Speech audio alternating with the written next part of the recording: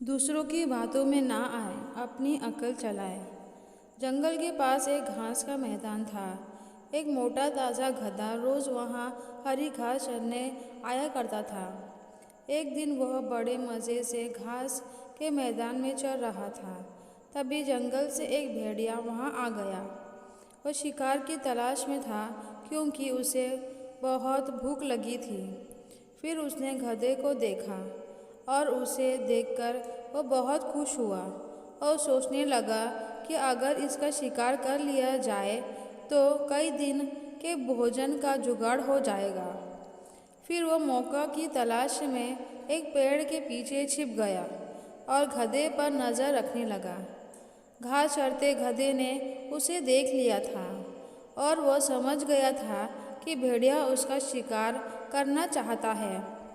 वह ये सोच ही रहा था कि भेड़िया उसकी ओर आने लगा। जान बचाने के लिए गधे ने एक जुक्ति लगाई और वह लंगड़ाकर चलने लगा। उसे यूं लंगड़ाकर चलते देख भेड़िए ने पूछा, क्यों, क्या बात है, तुम यूं लंगड़ाकर क्यों चल रहे हो? फिर गधे ने कहा, क्या बताओ भेड़िए भैया, मेरे पैर में कांटा छिप गया है और बड़ा दर्द हो रहा है, इसीलिए यूं लंगड़ाकर चल रहा हूँ। क्या तुम ये कांटा निकाल दोगे? फिर भेड़िया बोला, मैं? इस पर गधा बोला, मैं जानता हूँ भेड़िया भैया, तुम मुझे खाने के बारे में सोच रहे हो, मगर जब तुम मुझे खाओगे तब ये कांटा तुम्हारे गले में अटक सकता है, इसीलिए इसे निकालना ज़रूरी है। भेड़िए ने सोचा, गधा सही कह रहा है, खाते समय ये कांटा मेरे लिए परेशानी बन सकता है, इस कांटे का निकलना ही देता हूँ, फिर उसे मारकर मज़े से खाऊंगा। भेड़िया बोला, ज़रा दिखाओ तो तुम्हें कहाँ कांटा चुभा है। गधे ने अपना पैर उठा दिया। भेड़िया उसके पैर के पास गया और कांटे को ढूंढने लगा।